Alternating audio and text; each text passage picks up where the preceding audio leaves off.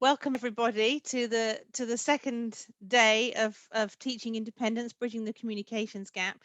As I think some of you have said already, thank you so much for turning up at 9 a.m. on Zoom on a Saturday morning to join us. I'm sure we're going to have a really great discussion, and we're so delighted to have you here. My job is just to sort of introduce this session before handing over to Maria Hammack, who is going to be the moderator for this morning's proceedings.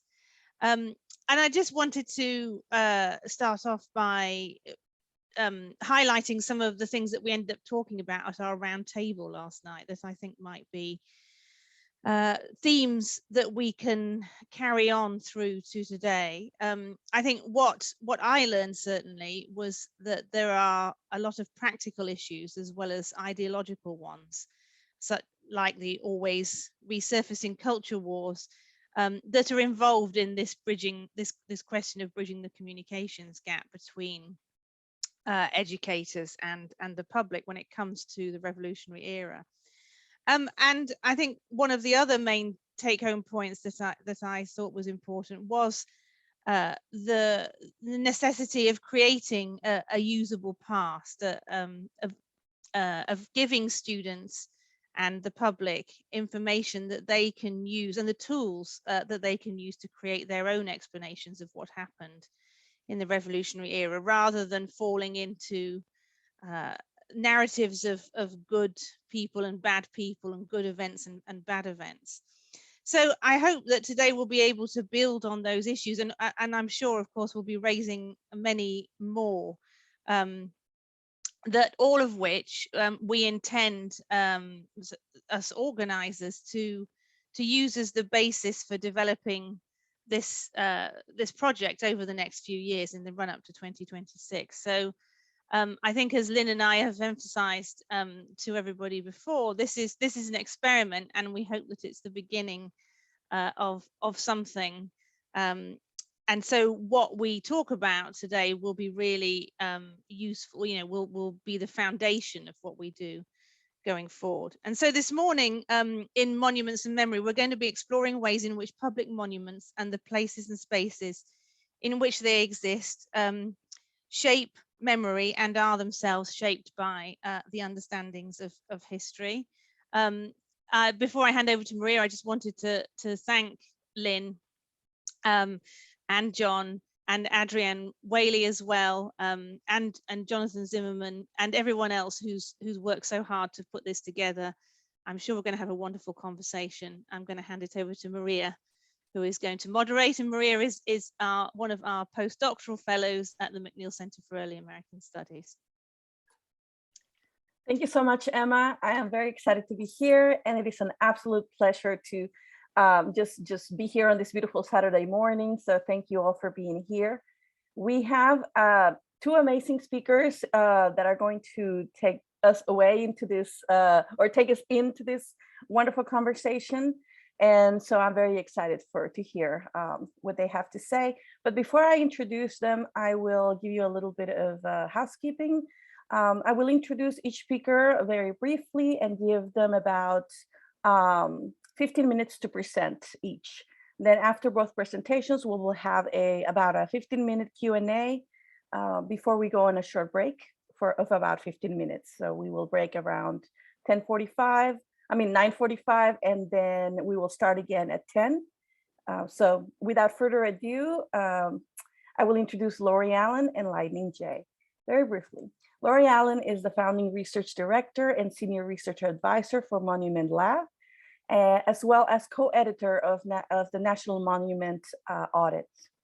And Lightning J is a former middle and high school teacher and currently is a postdoctoral researcher at Penn's Graduate School of Education.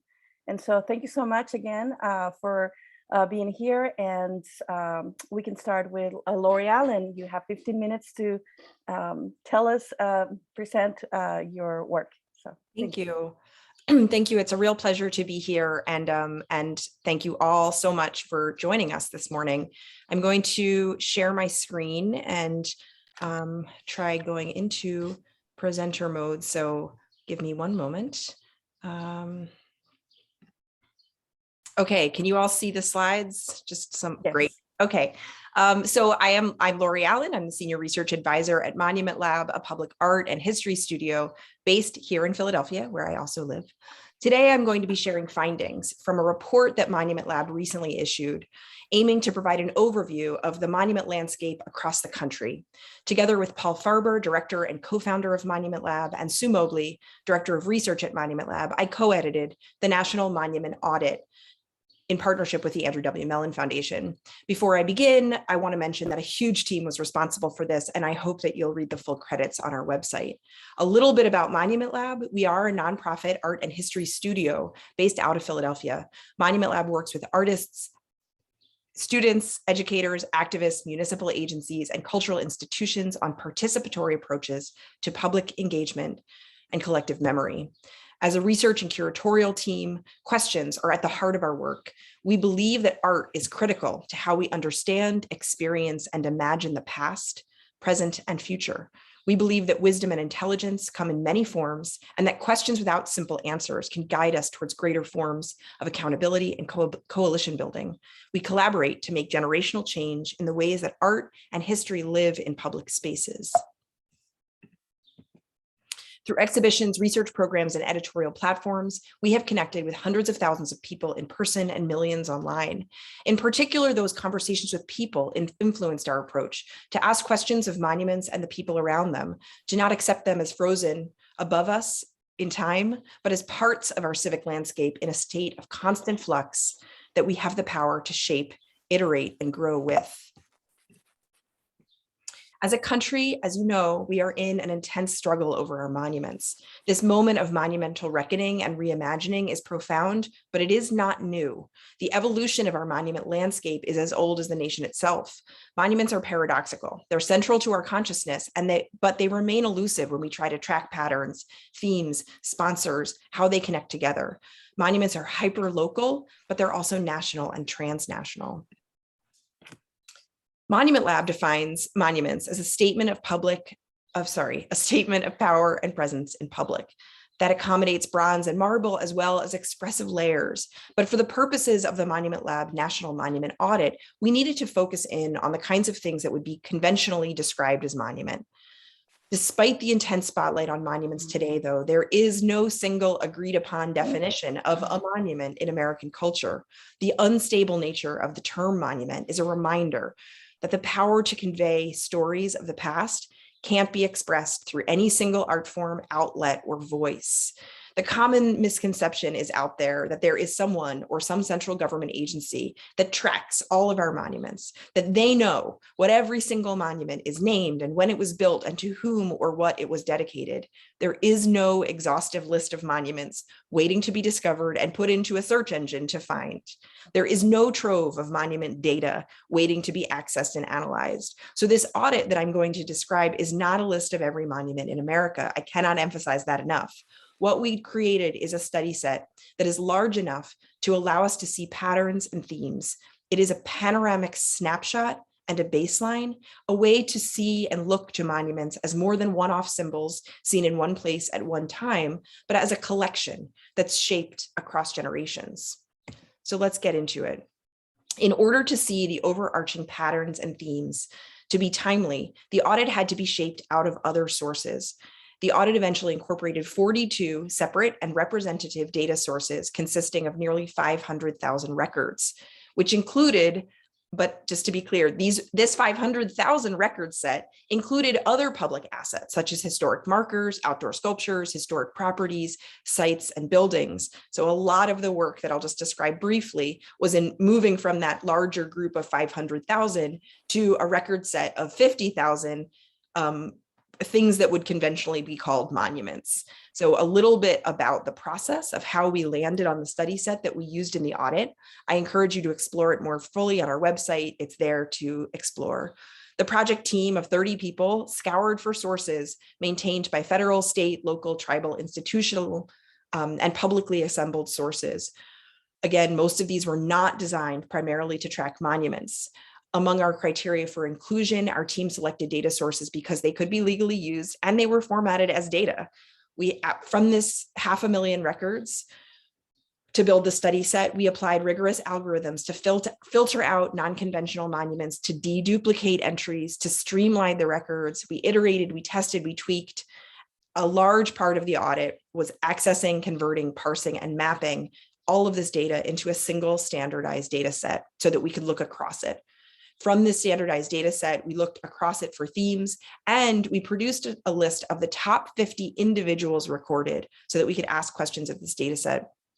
As we, the top 50 individuals, meaning that the 50 individuals to whom there are the most monuments across the country, when you look across this huge data set of what ended up being about 50,000 monuments across the country. As we closed our study set, we did focus groups throughout the summer with monument scholars, high school teachers, municipal workers, and we prepared the findings for the Mellon Foundation. And you can read the full audit and engage with the study set on our website. So now to the findings. What did we find when we looked across the study set? Key findings from our studies, from our research included: monuments have always changed. The monument landscape is overwhelmingly white and male. The most common feature of American monuments reflect war and conquest, and the story of the United States as told by our current monuments misrepresents our history. Before I dive into each of these findings, I want you to just do the exercise of, in your mind, walk through your own city or town, Philadelphia or other place, and consider your own experiences. See how what we're describing here syncs up with what you've seen and what you've experienced. So I'm going to dive into each finding one by one. The first, monuments have always changed. The National Monument Audit reminds us that monuments are not timeless, permanent, or untouchable. Each and every monument changes over time. Many are made to last with enduring quality, but they're not made to last forever. They're installed by design with an expectation that years later, someone else will have to contend with their alteration due to common maintenance, weathering, wear and tear. Monuments in quiet corners and the most esteemed places change in ways big and small. We know this empirically, and yet this point gets downplayed in our consideration of monuments writ large. Conventional monuments are created out of materials that require preservation and restoration to withstand the elements. The country's largest source of monument data, the Smithsonian Institution's Save Outdoor Sculpture Survey, estimated that at the time of their study, which was in the mid-1990s, nearly half of all outdoor sculptures were in disrepair, largely from rust, mold, pollution, and deferred maintenance.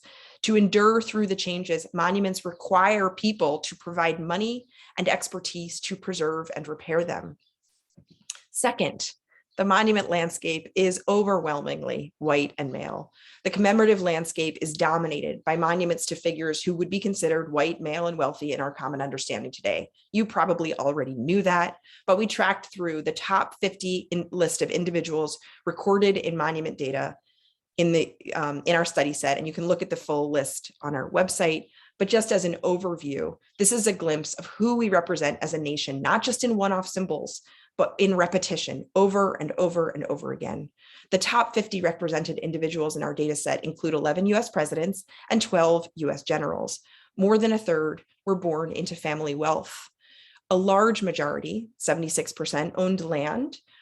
Half of the top 50 individuals listed over and over and over again, represented in our landscape, enslaved other people, half. 44 of the top 50 spots, that's 88%, are occupied by white men, 44 of the 50. Our study finds that monuments to historical men grossly outnumber those to historical women. Joan of Arc, Harriet Tubman, and Sacagawea are the only women represented in the top 50 list. Only 5 of the top 50 figures were Black or Indigenous. Martin Luther King Jr. ranked 4th, Harriet Tubman 24th, Tecumseh 25th, Sacagawea 28th, and Frederick Douglass ranked 29th. There is no US-born Latinx, Asian, Pacific Islander, or self-identified LGBTQ+ person in the top 50 list. Third, the most common features of American monuments reflect war and conquest. Violence is the most dominant subject of the commemoration across the nation. 33% of conventional monuments in the data set, inclusive of memorials, include mentions of war. and walk through many cities and towns across the country, and this data will be reflected in the symbols and stories you encounter. Statues of generals immortalized on horseback with cannons and weaponry, or long memorial roll calls of local fallen soldiers carved into stone. One is far less likely to encounter other kinds of monuments to love, to education, to public health, to community building. For every one monument that mentions peace, 13 mention war. For every one monument record that mentions love, 17 mention war. Finally, the story of the United States, as told by our current monuments, misrepresents our history. Where inequalities and injustices exist, monuments often perpetuate them. Monuments are not facts on a pedestal. They suppress far more than they summon us to remember. When the Civil War is typed into our study set, 5,917 entries appear. 1% mention slavery. The Civil War was undeniably fought over slavery, full stop. Over half, and 1% mention it. Over half, that's 56% of the results for the search term pioneer in our data set. So you search for pioneer, over half of the results are a monument that was built after 1930.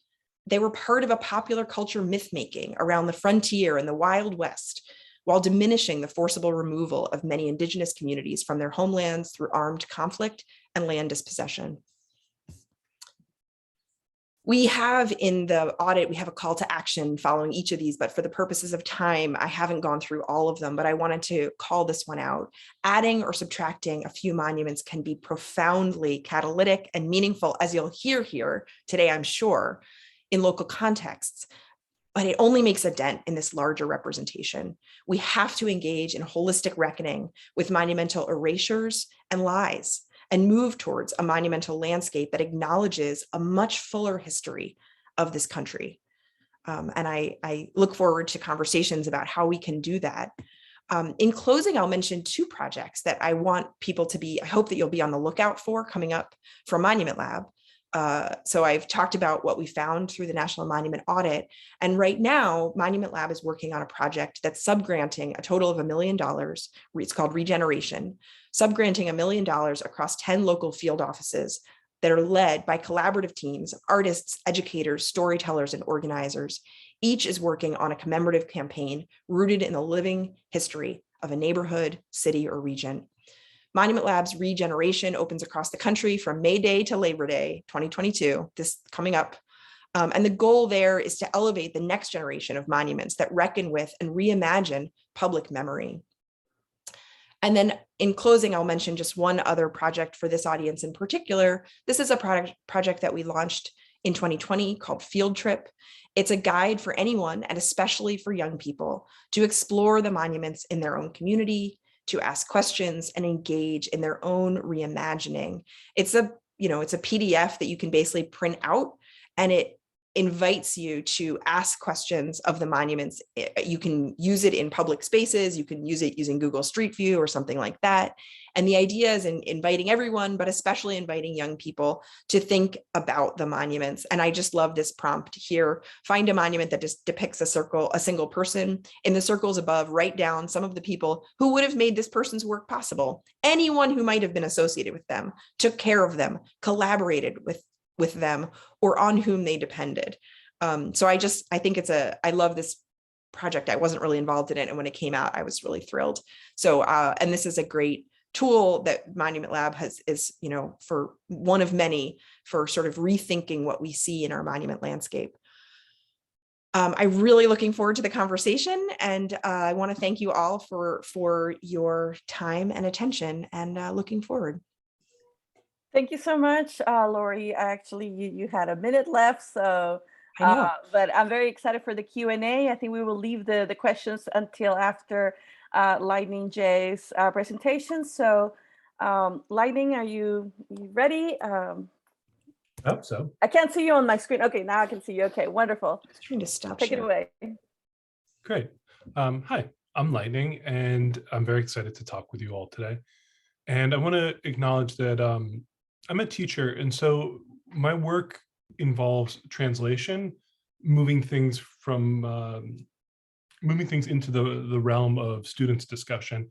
And so before I start, I just want to acknowledge that like I've been profoundly influenced by some of the people who are on this call, and you know, in particular, Brantley Cadet and Dan Biddle's work are going to show up in what I talk about today. But Monument Lab was also certainly like an inspiration to me to start talking about and thinking about place within the place and space and monument within the history classroom. So it's just exciting for me to be a part of this.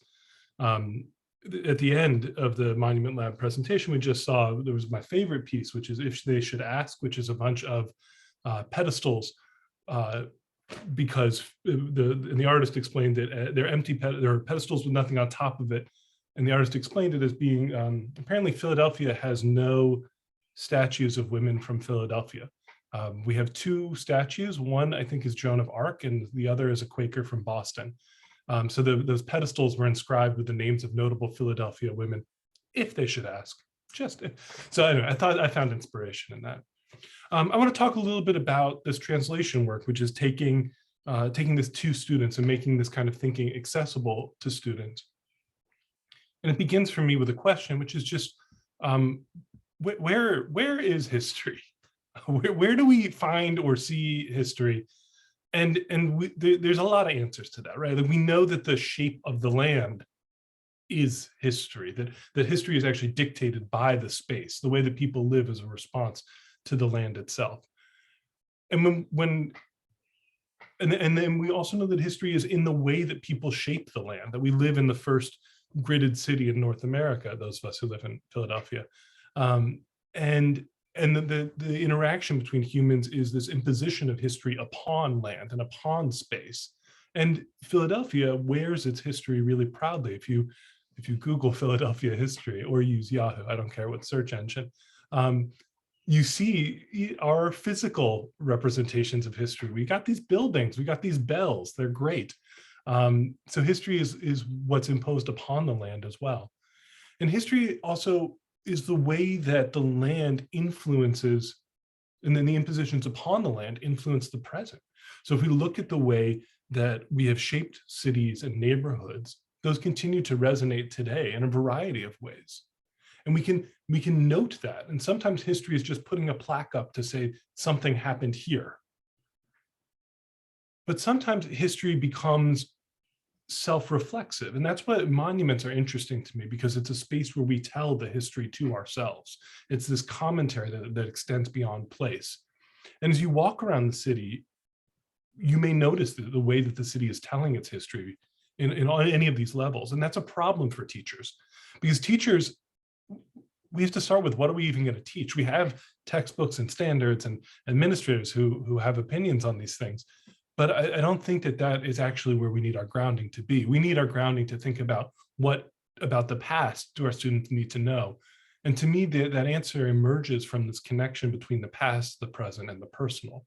If I wanted to ground this in bodies of education literature for people like me who like that stuff, I'm interested in the intersection between the disciplinary, the critical, and the psychosocial. So the disciplinary, at least within history, historians ask, are constantly engaged with this question of, how do we know what we know? How reliable is our information? We're always confronting this incomplete historical record. And I want students to have access to that kind of thinking, because that's the way that history is authentically created. A critical lens on history asks, how can understanding history empower us to work towards justice? And I want students to have access to that, because it's an authentic way to make meaning of the past. It's not just a game that we play to try to guess what occurred or who said what, or if they really meant what they said. It's something that informs our actions in the present. I want students to think about that.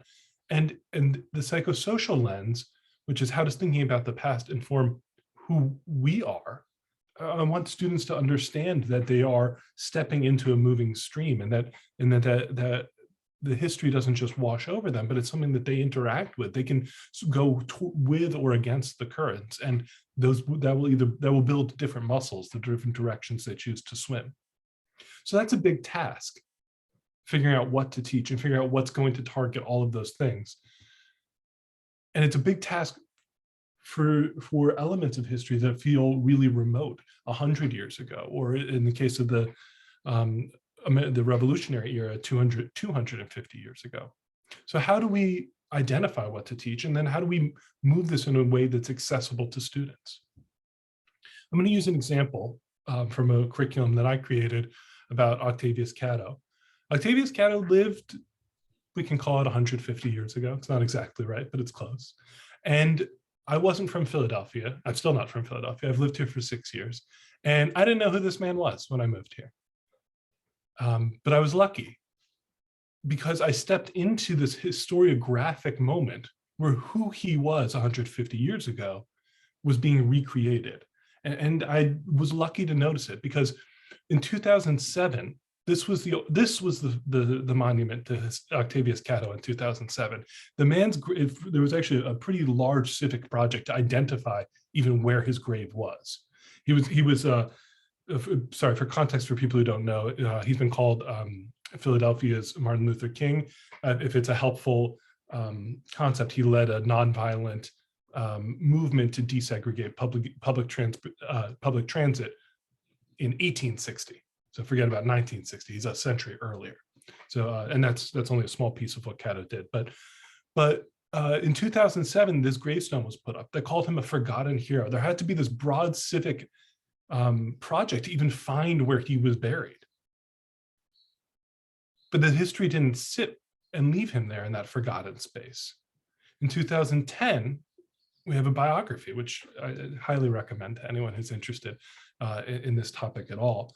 We have a biography of him published. By 2017, he's standing on the southern skirt of City Hall, literally larger than life. And by 2018, he's looming over Broad Street. He's massive. So how did we go from this man being a forgotten hero to being a mural, to being a statue in a decade? Well over a century after his death. So it was that change, that historiographic change, the way that he was being entered into the public discourse that attuned me to something. There's something happening here. That's what made me think that there's something, the city is interested in him. The city is making an effort to indicate something about itself, something about him. And that's what triggered me to say that there's something here to teach. There's something here to understand. And I started to read. But to understand the significance of why he became a statue and then why his statue became a site. His statue became a place of protest and a place for particular voices. To understand that process, I actually had to move past the space and the geographic into the historic and into the textual. And so because that was the way that I learned about Catto, it was an indicator for me that it was an authentic way for my students to learn about Catto. And so that's what launched me on this curriculum writing process. And also I should note that this was, I wrote this for Philadelphia school district teachers because the school district itself requested it, was trying to respond to the creation of the monument and respond to and help students understand the change that was happening within the city. So again, to try to link the past, the present, and the personal, I felt that we needed to get into text because that's authentically how historians learn about the past. It's authentically how I was understanding the past. And that was, to me, that's a grounding point. It wasn't the end point, but it was a grounding point. And I was learning, and I want my students to learn. And when I think about my students learning, I don't think about them answering questions. I think about them asking questions. I think about them grappling with questions. And I needed to check for myself, am I going to give them questions that are just about repetition, or am I going to be able to give them questions that are real, that are significant, that are grounded in text, and that ask my students to actually do interpretation? Interpretation grounded in evidence. I'm trying to get my students to do the work of historians, and I mean that again I mean that in a way that crosses both disciplinary and critical lines, because I think historians do think about text in the past, and I think historians do think about the present. And so I want students to be able to do both of those things.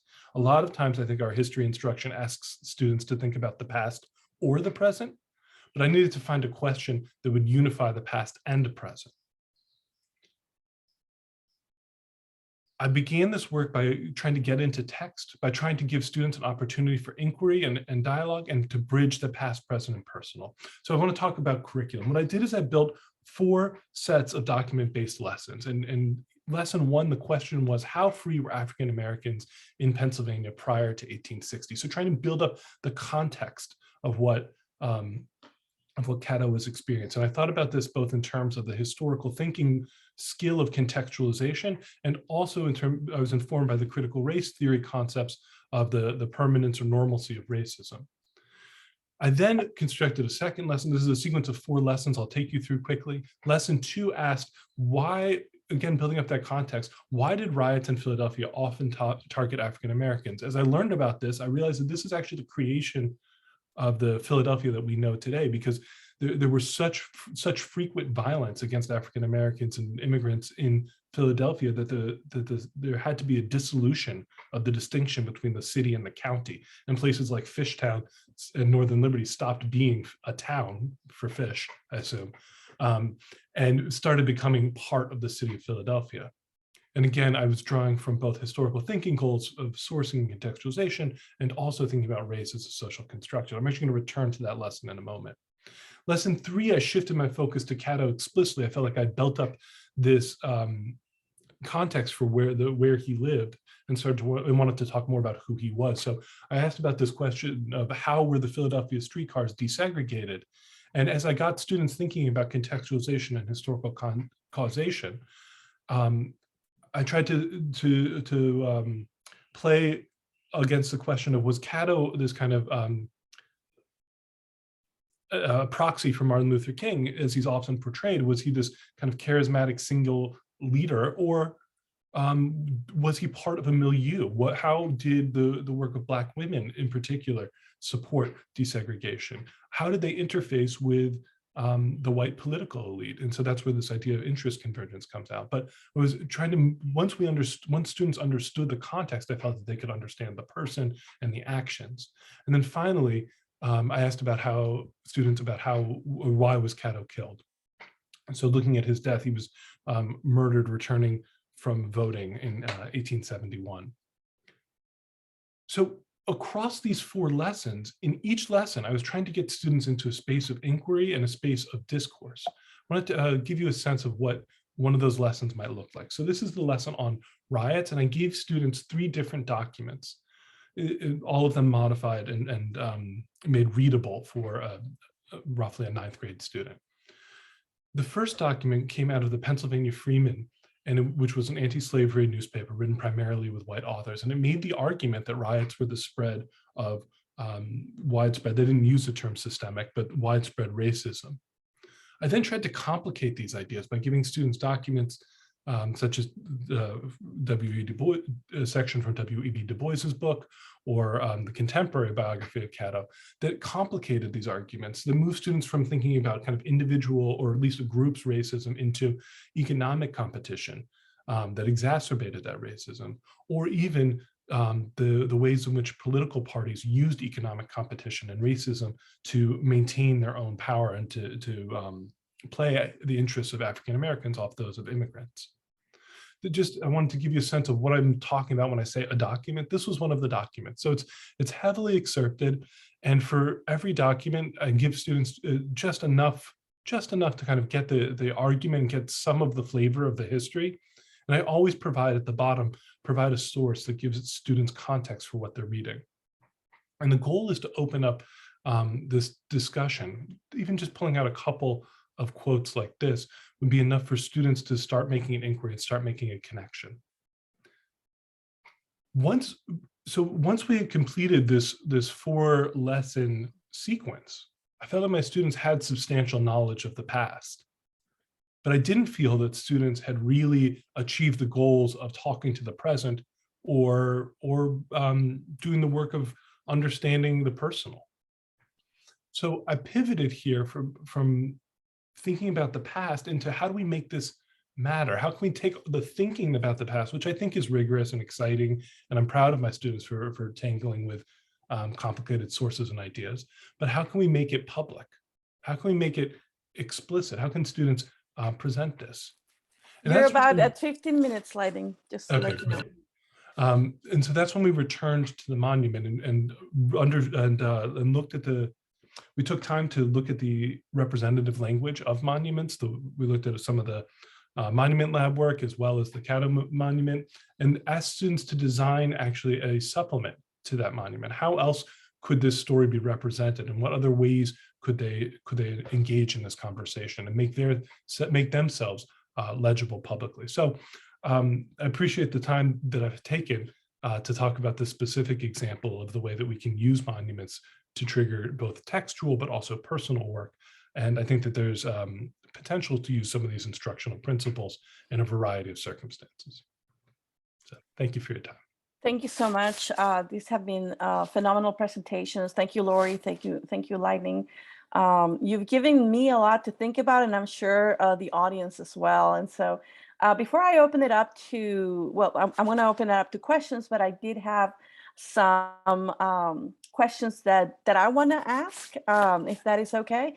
And you can address them, or you can just, consider them and then answer them at a later time. But there are two main things, and I have a list of them, but two main things. One is this idea of that Laurie mentioned. We don't have a definition of monuments, and that just like just blew my mind, because I was like, wait, what do you mean that's true? I mean, we don't, what is a monument? I read not long ago, Professor Jorge Cañizares was talking about the Alamo as being the last Confederate monument, and I was like, the Alamo, but so yeah, it's like there is no definition. So if you can talk about that, and why do we not even consider, like, hey, we don't really have a definition. Markers can be monuments as well, and so that is just something that I would love to hear more talk about. But the other question that I also expressed, it sort of combines Lightning's presentation and yours, Laurie, is this idea about forgotten heroes, and or not forgotten heroes, but like forgotten heroes, and what that means for our history, but also for how we learn history. And it ties really neatly into how monuments misrepresent our history, and what we can do, or what we should do, to address those absences, like Black women, women of color, and particularly, I think Lightning said there are no monuments for Philadelphia women in Philadelphia. And I recently actually went down to see the traveling monument for Harriet Tubman, and I realized that it was just the traveling monument. And I was like, oh, I guess it's not always here. So those are my two main questions, if you guys want to address it, or if we have a huge number of hands up, we can always defer those. But yeah, so you have the floor for about 15 minutes, so take it away. Well, you want me to dive in first and I'll follow? Sure. I mean, I have to be careful in talking about the fact that there's no definition for monuments, because it's one of those things that I have had, I've had thousands of conversations about, and I think it's a powerful and important point, because it helps you remember that monuments are useful in community, right? That's what they are. We use the word monument to describe all kinds of things. And one of the ways that I think that I first learned about that I first sort of internalized that was in 2015, when Monument Lab did an exhibition in the courtyard of City Hall, and we asked people what is an appropriate monument for the current city of Philadelphia, and hundreds and hundreds of people offered ideas, and we did a similar project, much larger project citywide in 2017, and got thousands of ideas. And one that has always stuck with me was someone drew a picture of teddy bears left on the side of a street corner, right? And it is one of the most powerful monuments that we have, is the monument to it's recognizable, these kind of temporary monuments to a lost kid that we know, and that are just heartbreaking. And it said, "No more teddy bears." And it is I think it reminds us that we, in community, we need to recognize in public things that matter to us, to remember, to notice, to, everyone needs that. And it's part of what building community means. And I think it it is a way, I think, opening up the space of what monuments are allows us to build much broader understandings of history. And if we could sort of acknowledge that the word is already way bigger than the statue, it already works that way. We just have to acknowledge it and start seeing it. So I'll leave it at that. Thank you, Laurie. I think to me, the space that I find exciting and that I want students to enter and future teachers to enter is not so much the definition of the monument, but the thing I love about monuments is that they're overtly authored. And I think that that's what's interesting. I think that's the shift that we want our students to make when we think about history, is authorship and the influence of authorship. And I think that that's what we do so wrong with so many history textbooks, is we treat them as unauthored. We treat them as truth, or as immutable, or as I don't know, as inherently valuable. And I think that what monuments do is they tell us explicitly that our spaces are authored. And it doesn't. And I think that that's why. I think once you take on that perspective, and once you do, there are questions that flow. Judith, I'll try to wrap some of this in, but some of the questions that flow from that are about who the author is and what they value.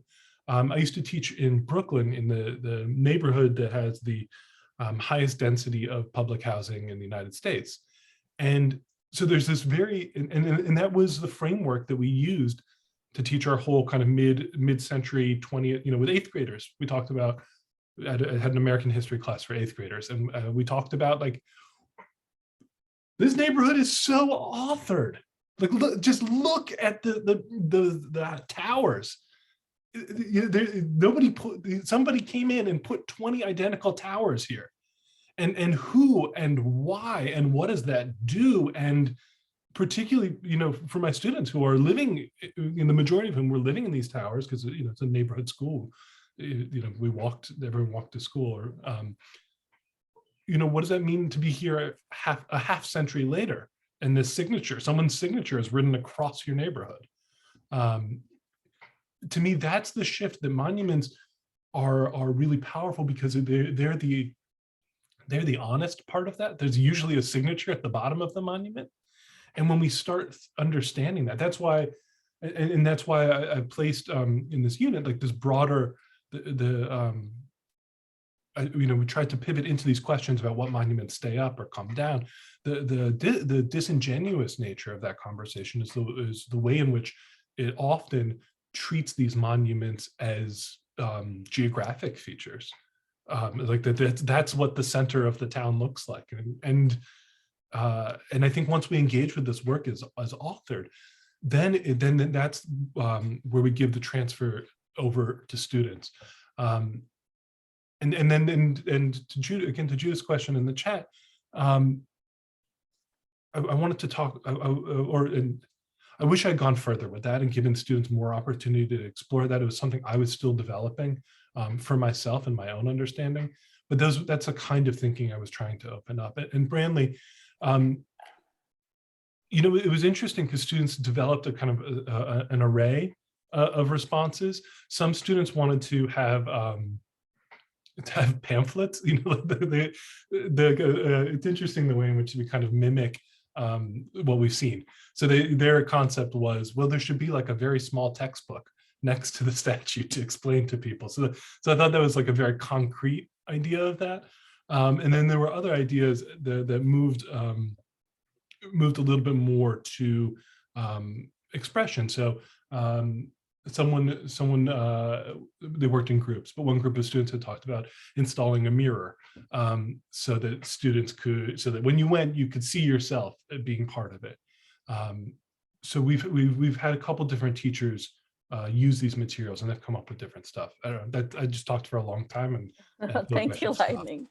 We do have another question in the chat before we go to the raised hands, and this one is for Laurie. They asked, did your study try to differentiate in the war monuments between those that may be of an individual, such as an equestrian general, and those that are memorials with lists of the dead and such like that? Unfortunately, that is exactly the kind of data that is just not really out there. So we certainly looked very closely, and we actually had lots of conversations. It turns out that among the many changing definitions of monuments, in some there are regional differences where the notion that a memorial is a monument actually is not widely agreed on. And some places folks feel really clear that no, those are not monuments, those are memorials, which is a different thing. But we included memorials, and I think the kind of point that Jim's making about those kind of trauma and healing from trauma is absolutely true. But I think it speaks to the same thing about the teddy bears. That urge that people have to feel sad publicly about loss is really real, but also the kinds of loss that is the loss of the young men who died in World War I, for example, is on a plaque, which maybe is a lot smaller than the equestrian general, and the families who lost who were the indigenous people who died don't have through American conquest, don't have in many cases their list of names of their public mourning in quite the same way. And so I think it is it's really I would never want to be and Monument Lab certainly would never want to be against the kind of allowing public grief, because I think it's incredibly important and a really powerful and useful way that monuments serve us as communities. But I think it is valuable to kind of recognize that need and think about it as broadly as we can. And also about how long do we need that, what does it need to be that stone? So yeah, there's much more to be said. Yeah, no, thank you, Laurie, and thank you, Lightning. We do have two other questions. Oscar, would you like to ask your question? Hi, I'm Oscar Bizard. I'm an architectural historian in Philadelphia, and I just wanted to know, there are a couple of little thoughts I had. There was a reference to monument labs and then something about historic properties as monuments. And I just wanted to sort of differentiate, because I do personally think there's a huge, well, there are historic properties that end up being shrines or monuments, but if they're like a historic property where something took place, whether you agree with what happened there or not, it would still be a historic site. And so I was just curious what Monument Labs thought about that. Oh, when we created the study set, we actually, we did make the call that for the purposes of our study set, historic sites were not included. So, but the data, and this has a lot to do with the way that the national registers and various registers of historic places work, which we could get a lot into, and I'm sure you and I could have a long conversation about the way that registries of historic sites work. But basically, monuments are often kinds of records in larger data sets that include all historic sites. So when I said, we had 500,000 records that were all kinds of things, and from that we found 50,000 that we thought represent conventional monuments, trying to actually eliminate those that are just, this is a building where something happened, not because it's not historically important, but because generally speaking, the conventional definition of monument is more like a big thing rather than as Lightning said, the authored, right? In that was part of what we considered for. So no, we did not consider historic sites monuments. And just like, I know there's probably other questions, but I was just thinking of the same sort of question, but applying it to art.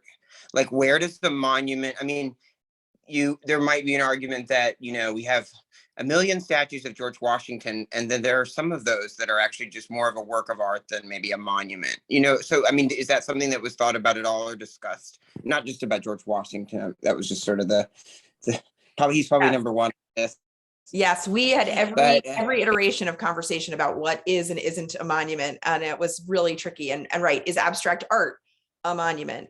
So it was I think the key is it's sort of in our purpose, we tried to keep it to representational, the kind of gut check sense of is something a monument, but it was tricky for sure. It's a complicated, yeah.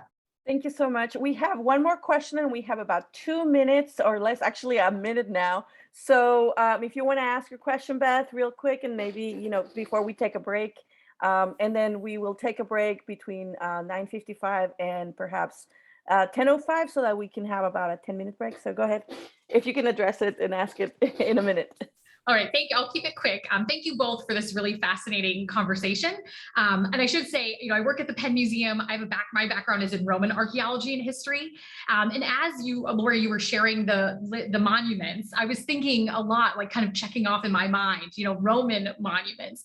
And I guess I'm wondering what relevance there is, if any, in placing your work within the wider history of monument making globally and archaeologically even. Absolutely. I think that yes, the idea that monuments in the United States here across the ocean look so very familiar to Roman, it's a really, I think it's an extremely important thing to keep in mind, because there are so many other ways of marking memory in public. And so the idea that this way that was established a couple thousand years ago is still the way kind of held in our minds as the only way to remember in public is something I think we're really trying to reconsider. Is that the only way that we can remember together? Is this way that has I think looking internationally, it's something we are really, I think it's one of the places it came up a lot actually was in territories, places where the US has is a territorial holding. What are the monuments in those places? And I think when we started looking there, we saw really different kinds of monuments. But I'll stop there because we're done. Thank you so much. Can I throw 2 cents in really quick? Because just to Beth's question and to Sean and to JM in the chat, there is some really good art history on the way that monumental architecture has changed. I'm blanking on the name, but the idea of like the soldier is like a Civil War era or post-Civil War era creation in the United States. That's part of the way that the revolutionary sculpture and Civil War sculpture changes. And I think we're certainly in a different era, which I think other people are alluding to. And I think there's great work to be done there. I'll run upstairs during our break and get the name of some of that book. Thank you so much, everyone. We will take a short break. We will all be back by 10:05, more or less. And I will leave the Zoom on. We will leave the Zoom on so you can stay on and just mute yourselves. So we'll see you at 10:05. Thank you so much, everybody.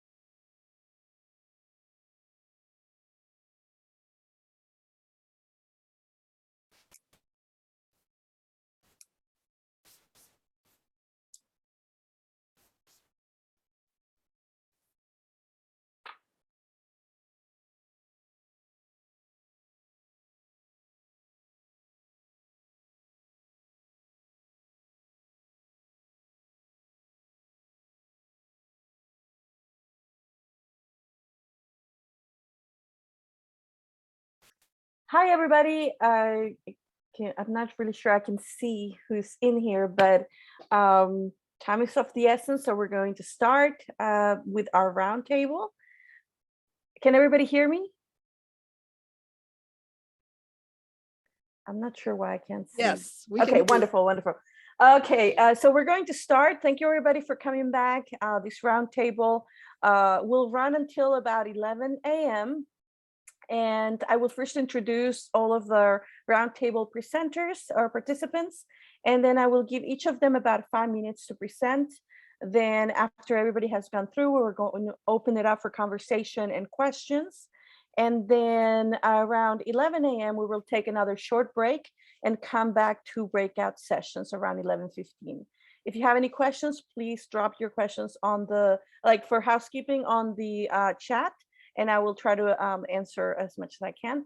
And so without further ado, let's go and introduce our participants for this exciting roundtable that we have.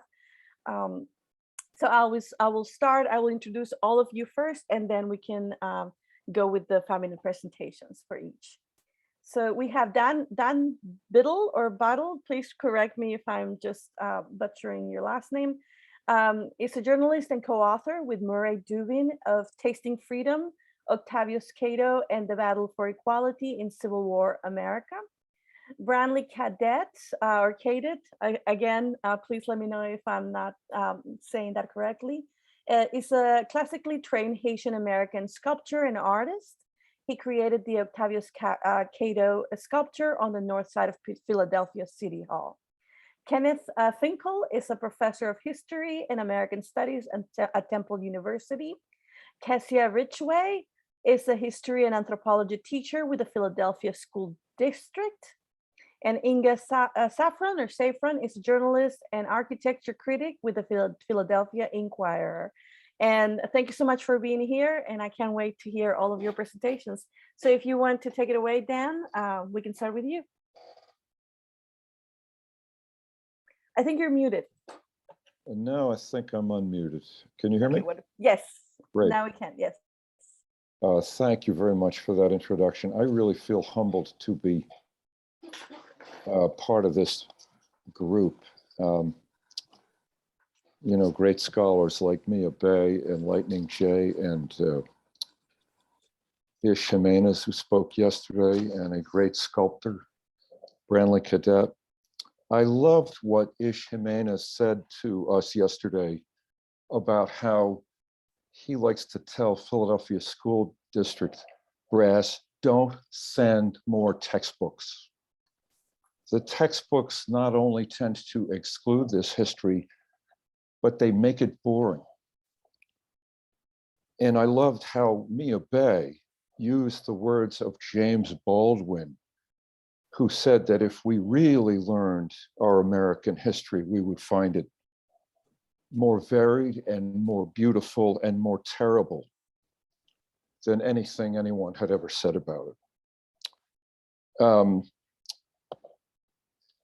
I feel like the teachers in the group are way ahead of people like me on this kind of work. And I'll just hold up one example. This is the great curriculum guide that Amy Cohen did, based in large part on this book that Murray Dubin and I did.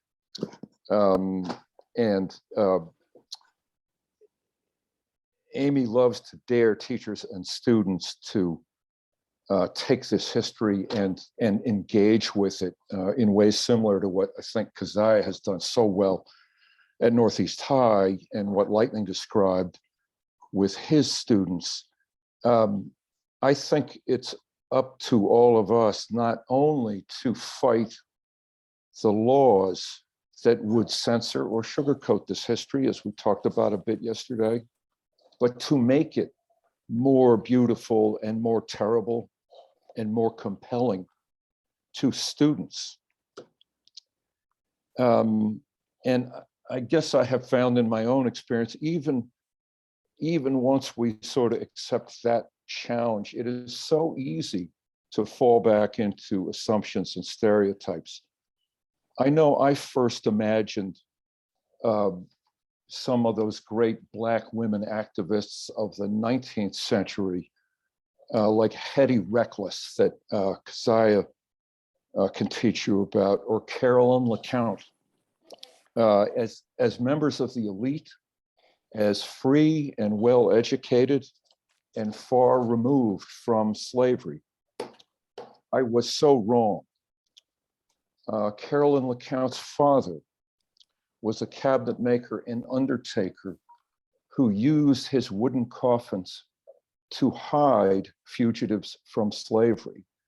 Hetty Reckless was a free woman of color by the time of her great activism in the Philadelphia Female Anti-Slavery Society. But before that, she was enslaved, not in the South, but in New Jersey. And she got away from her owner after her owner's wife knocked Hetty Reckless's front teeth out with a broomstick. That is beautiful and terrible history. Tom Richards, another teacher who spoke with us yesterday, talked about how he'd seen this one guy in audiences who always raised his hand and said, "What about the heroes? When are you going to talk about the heroes?" Well, here's a hero for you. Carolyn LeCount, 1846 to 1923. First Black woman to pass the city's teacher test, student to get the highest exam scores in the history of a great tough school, the Institute for Colored Youth. Among Philadelphia's very first Black school principals, a post that she held from the late 1860s till 1911, an advocate for Black teachers and Black students for half a century, fiance to Octavius Cattle, who was assassinated at 32 by a Democratic Party operative. And if you haven't seen Branley's awesome statue of Cattle next to City Hall, you got to go there. And I'll mention Carolyn LeCount's best known moment of heroism when, in that fight to desegregate Philadelphia horse-drawn streetcars in the 1860s, she, already a principal of a little elementary school in Philadelphia, walked to the corner of 11th and Lombard with her assistant principal, and these two young women of color flagged down a streetcar and demanded seats and confronted the conductor and were denied seats and had the N-word thrown at them in a public place. And Carolyn LeCount marches into court and takes the conductor and his company to court, and she wins, and thus becomes the Rosa Parks of that struggle. Thank you, Dan. You're at time. So if you want to wrap it up real quick. Just throw up one idea for how to mobilize students around this. There's a move afoot, as many of you know, to rename Taney Street in Philadelphia for Carolyn LeCount. And I think teachers ought to get their students enlisted in that fight so that one day they can say, look, we got that sign change. It used to be named for the man who led the US Supreme Court in the Dred Scott decision, and now it's named for Carolyn LeCount. And then a lot of grown-ups will say, who the heck was Carolyn LeCount? I would have said that before I got involved in this book with Murray Dubin. And then it will be the students' turn to school the grown-ups on that beautiful and terrible history. Thank you so much, Dan. I appreciate that. I didn't know who Carolyn LeCount is, so now I'm going to, go search for more and definitely read your book. Branley, if you want to take it away. I can't see you. Can you hear me? Yes. Okay, you can hear me. Okay, hi, I'm Branley Cadet. I'm the sculptor of the Octavius Cattle Memorial. And I guess I am a visual artist, so I prepared a PowerPoint and I will just show you some of the images, I think, and give you a more, I feel like my role as an artist is much more personal, and I get to benefit from the exhaustive work that the various historians and journalists that are on this panel have engaged in. And I get to mine that material and try and incorporate it in a way that's compelling to a contemporary audience. So hold on, let me just pull up this presentation. I know I only have 5 minutes, so You're just fine. tell me as soon as it's done, I'll just stop wherever we are, and I will share my screen now. I think. I'm not sure if if I have permission to share right now. Oh, there we go. Okay, great. All right, so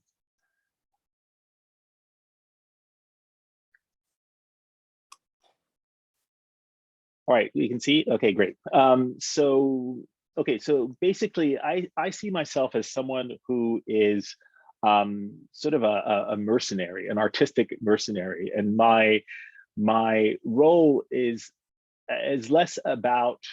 I often find that I'm the last person involved in this process of reinventing history. So it's community members, community activists, scholars, like the people on this panel who first mine the information, and then as an artist, I'm hired usually at the end of the process to come up with a way of conveying that that information and those narratives in the public space. I think it's so I find that my role is one that responds to a shift in values. So the monuments that we see in the landscape reflect the values that a particular group of people experience and feel they want. So I think, Laurie, you did a much better job. This is the janky Brantley Cadet audit of some sculptures. And I was just looking at the city that I was raised in and looking at this issue of gender in New York City. So I was born and raised in New York City, and along with not seeing many sculptures of people that look like me, there also were very many sculptures of women, as Laurie much more eloquently pointed out. So if we look at New York, there are hundreds of public statues. There are only 8 that depict women. In Washington, D.C., again, hundreds, 9 of historic women, and 51 that depict non-historic or allegorical pieces. These are just some of the examples of the allegorical representation, peace, serenity, splendor of women, and unironically, even history turns up in sculptures in Washington, D.C.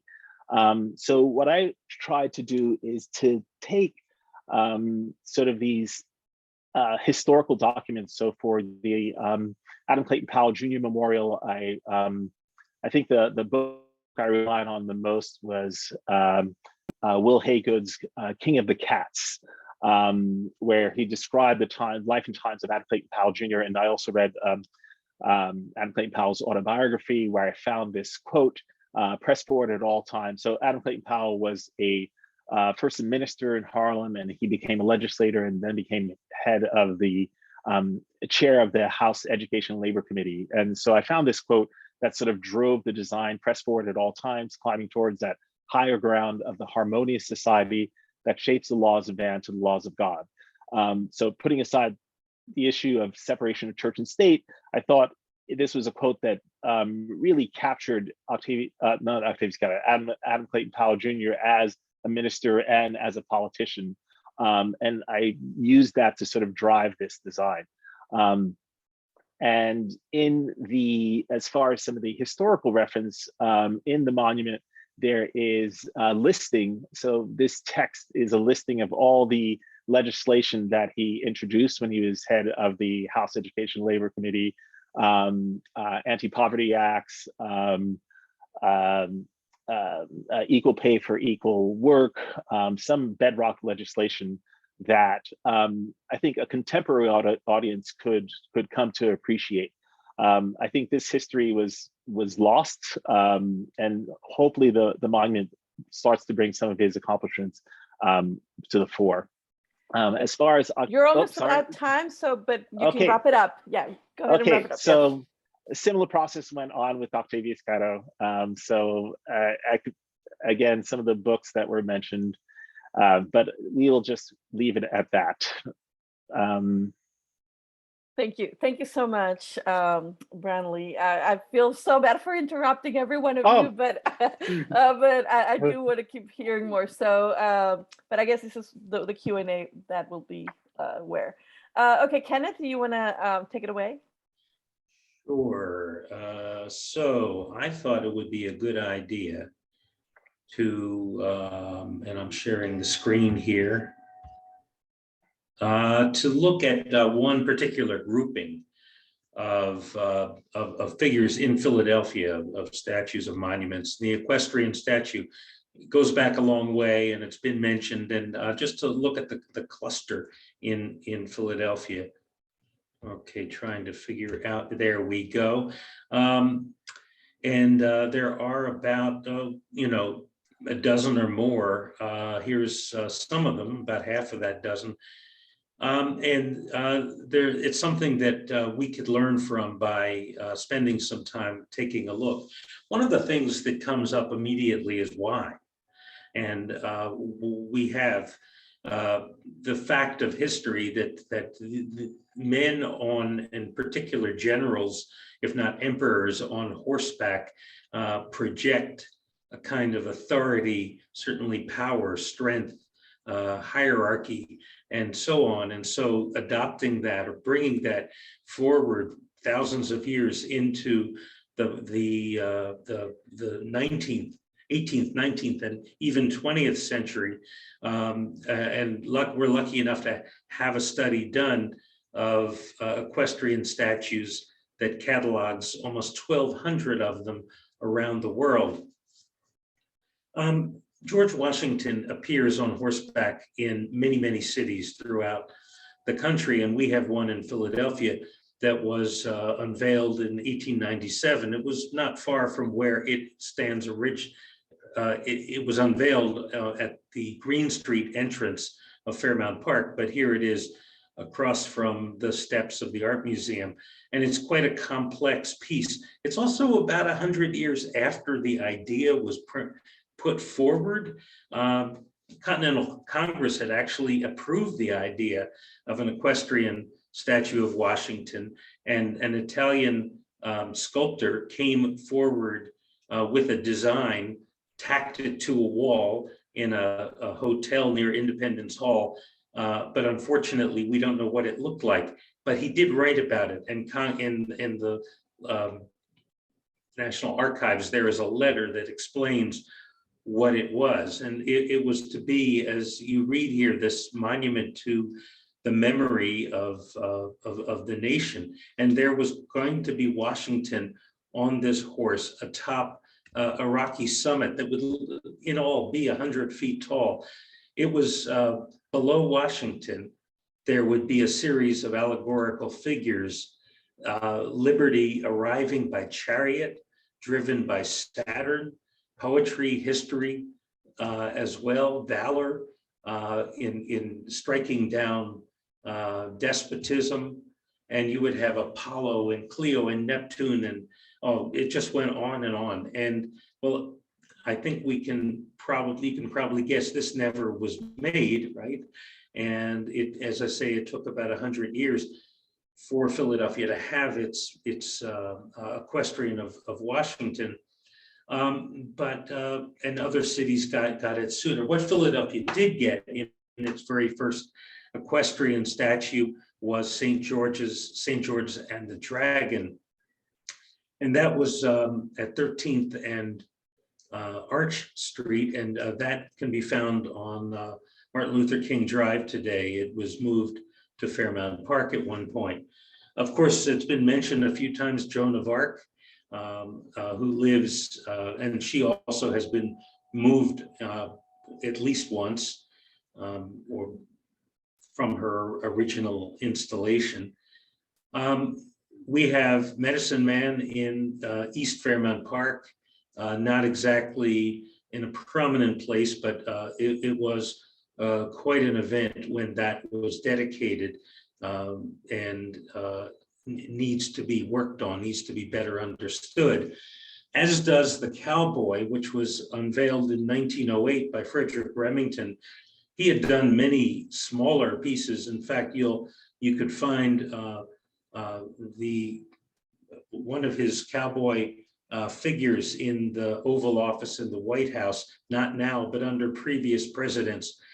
And it says something a lot about the motive for choosing the cowboy. And you wonder, why is there a cowboy in Philadelphia at all in 1908? After all, at that point, Philadelphia was becoming home to immigrants from around the world, particularly Southern and Eastern Europe, new immigrants. Well, the cowboy is actually a symbol of anti-immigrant, anti-urban sentiment from that period of time. Remington himself had for some time been writing about it, as had Owen Wister, who wrote the novel The Virginian. He was a Philadelphian who lived in Germantown, who made the cowboy his subject, his claim to fame. This quote by Remington is just a remarkable moment in the arrival of the cowboy as an American hero, male, powerful, silent, strong. It's the Marlboro man being created. And so looking at this figure changes when you have that historical context. Kenneth, we're about time, so wrap it up if you can. Yeah. Thank you. So we have several generals. We have an entire list. Here's the group that, well, between the 1880s and the 1920s, Philadelphia had 12. We know of Ulysses S. Grant, and we also know that these are not permanent. Looking at the recent removal of Robert E. Lee in Richmond. And also, just to end on this point, Jeb Stuart also in Richmond was removed, but not before his horse was appropriated by Kehinde Wiley for an installation in Richmond, Virginia. And I'm sure we'll be seeing more from him. Monuments say more about the times, people, and places of their creation than they do about the places they honor. Dell Upton taught us that. And at that point, I'll turn everything back to you folks. Thank you. Thank you, Kenneth. Wonderful presentation. Kessia, do you want to take it away? And please let me know how you pronounce your name so that I can have it straight on mine. So thank you. Hello, everyone. My name is Keziah Ridgway. To have a presentation, so I'm just gonna jump right in because I know we have limited time, and there's a lot to cover. Thank you all for having me here. I just want to put this out there that this project was actually created during the pandemic when we were teaching via Zoom, and that was definitely quite an experience. And I wanted to find a way to sort of get my students' attention via Zoom and have them work on something that could be meaningful and impactful for the city of Philadelphia. And so I remembered walking downtown. I always like to stop and look at these blue historical markers. And I remembered the Philadelphia Female Anti-Slavery Society marker. And the only woman's name on it is a white woman, who is Lucretia Mott.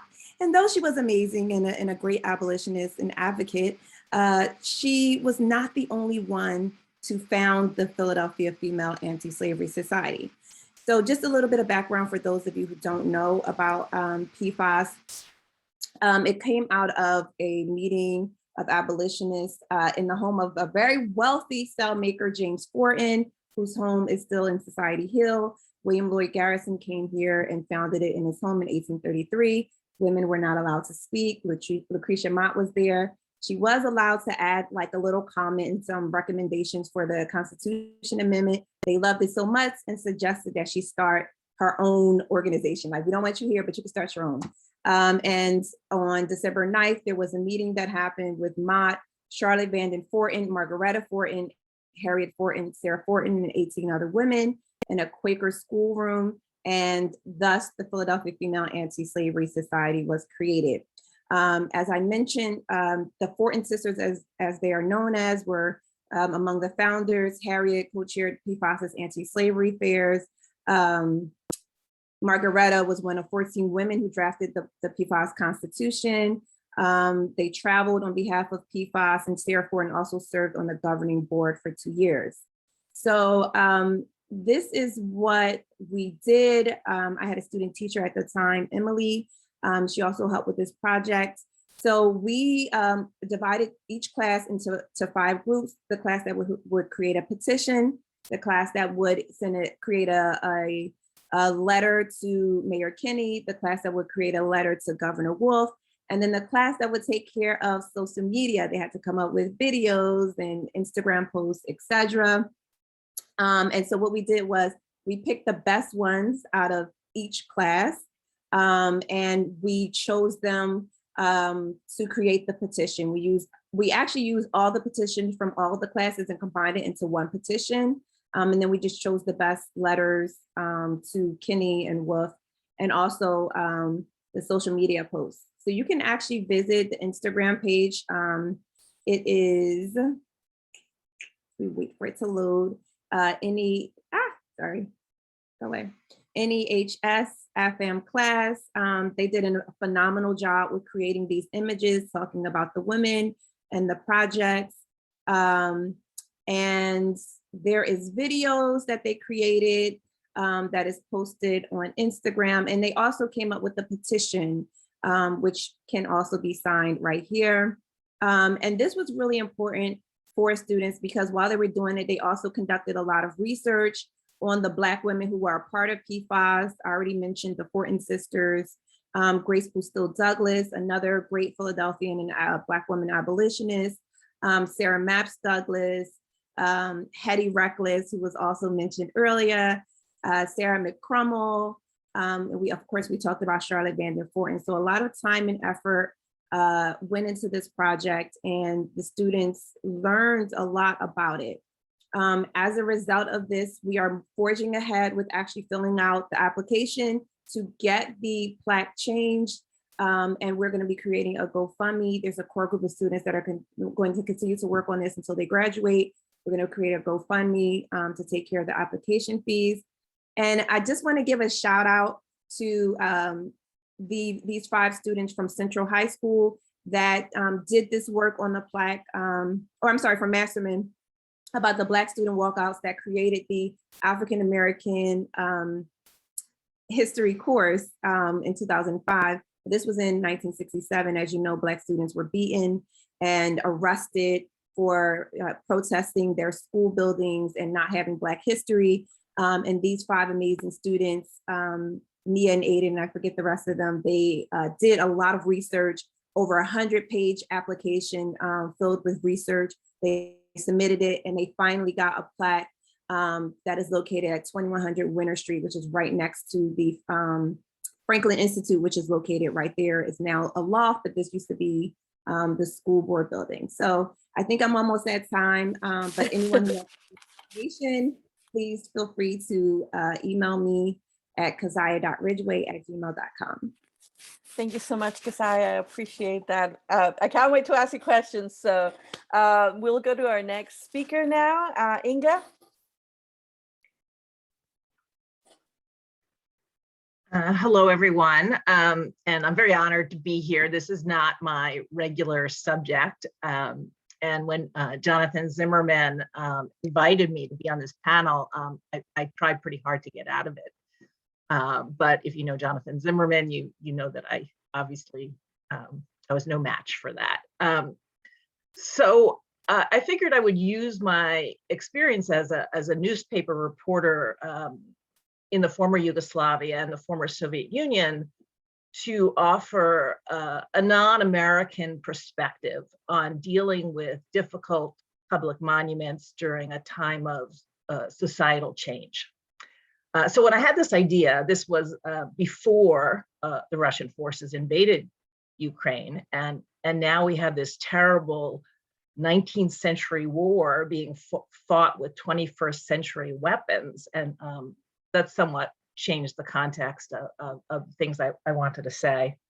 I will say that the war does confirm one point I really wanted to make, which is that just taking down old monuments or putting up new ones isn't enough if your society doesn't also engage in a full and honest assessment of its history. So in our conversations in America, we sometimes act as if we're the only ones dealing with this stuff, when in fact many cultures have gone through similar reckonings with their history. South Africa, Spain, Germany. And I think if you think our situation in America is tough, just try dealing with monuments in a society that has thrown out its entire system of government and is trying to invent an entirely new national identity. And so we can probably learn from those places. I was working as a journalist in Yugoslavia in 1991 when two major world events occurred simultaneously. The relatively peaceful breakup of the Soviet Union after 70 years of communism, and the much more bloody dissolution of the Yugoslav state, which had been run by a sort of communist light government for 50 years. In both cases, their communist governments had used public monuments to shape a shared national identity and to elevate certain groups over other groups. And of course, those monuments elided the atrocities that were committed in the pursuit of that shared identity, shared national identity.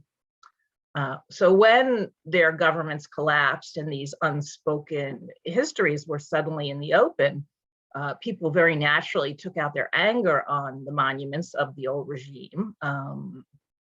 In the former Soviet Union, there had once been a statue or a picture or some kind of monument of Lenin in every single town and civic square and school. And hundreds, maybe thousands, were removed and tossed in the trash heap with very little discussion about what he did or what he meant. So since we're only speaking for 5 minutes, I want to give you a quick gloss on the history of Yugoslavia, which is a place I love dearly. But briefly, Yugoslavia was a country that was composed of 7 distinct ethnic groups with 3 different religions, 2 or 3 or 4 different languages, depending on how you define them. The country was assembled after the breakup of empires following World War I. And while there were, a lot of cultural overlap between the various ethnic groups in Yugoslavia, there were also a lot of historic grievances between those groups. And World War II unleashed a lot of those grievances. The Catholic Croatians in the north slaughtered the Orthodox Christian Serbs in the south, who slaughtered the Muslims in Bosnia and Kosovo, and Jews suffered enormously. After the Nazi invasion, the communists, led by Marshal Joseph Tito, organized the most effective resistance and were eventually victorious. And Tito was successful because he was able to put aside those identity grievances and gather everyone together under the communist partisan banner to repel the Nazis. And after the war, he formalized this approach. He had a slogan, "Brotherhood and Unity," and it was a major policy designed to keep the country intact. And as part of that effort to reduce the importance of ethnicity and create a shared national identity, his government went on this incredible monument building spree, erecting hundreds of monuments celebrating the victory of Nazis, the contribution of the partisans, which was a truly heroic effort. And these were largely abstract designs, which I think is interesting, and incredible works of art, far superior, I would say, to many of the monuments we've seen in the US. There was actually a show at MoMA a couple of years ago devoted to them. And you can look them up online. Inga, you're about time, so if you want to wrap it up. Okay, I will.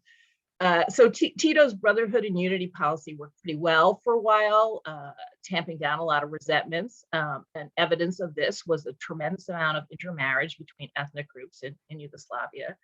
The problem was that Tito was so single-minded in removing any mention of ethnic differences or ethnic atrocities from the narrative that the country never had a true reckoning with its past. They just really decided to move on. One of the most remarkable instances of this was the treatment of a concentration camp that had been run by Croatians, where something like 100,000 Serbs, Jews, and Roma were killed. After the war, the government simply just plowed this under and used it for farming. So when the communist system there failed and the economy failed in the late 80s and things started to fall apart, all those repressed resentments came bubbling to the surface, with the result being the brutal civil war in the 90s and the formal breakup of the country. And the Russian story is a bit different. Certainly many groups, like the now banned group called Memorial, did heroic work trying to uncover the crimes of the past, but that work was very time-consuming and complex and often unrewarding. And so pulling down the monuments after the collapse of the Soviet Union felt like progress, but clearly we now see it wasn't enough to stop Russia from reverting to dictatorship and invading the Ukraine. So thank you very much.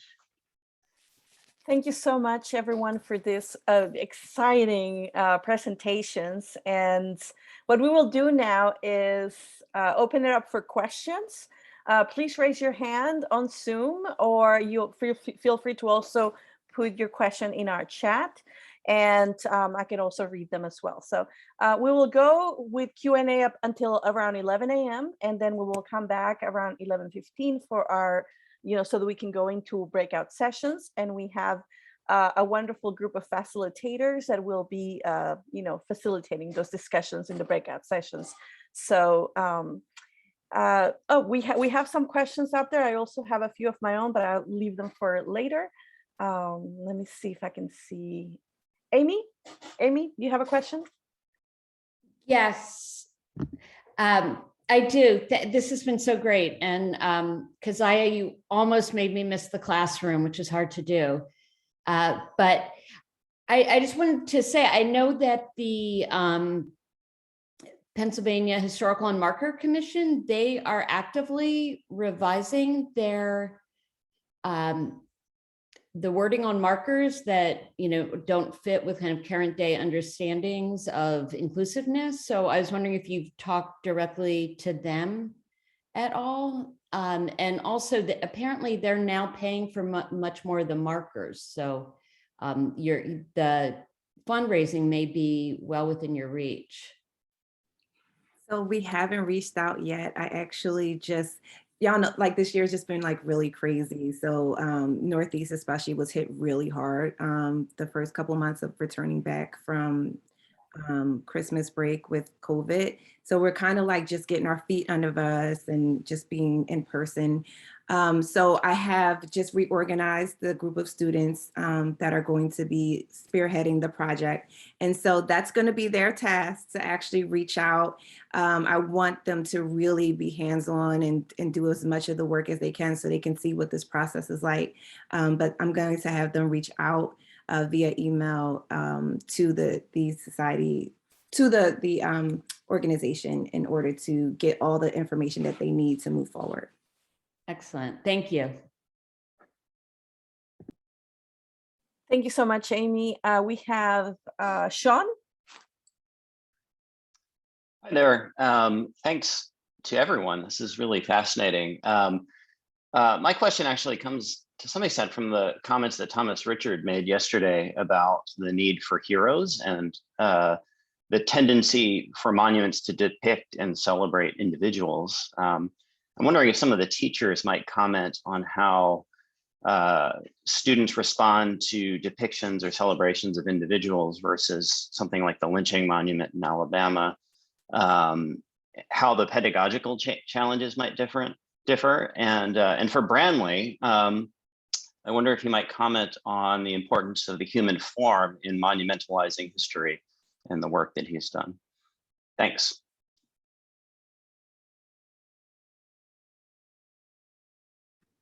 I didn't know what. Anyone can tackle it, or Brownlee, if you want to take it away. Go ahead, Brandon.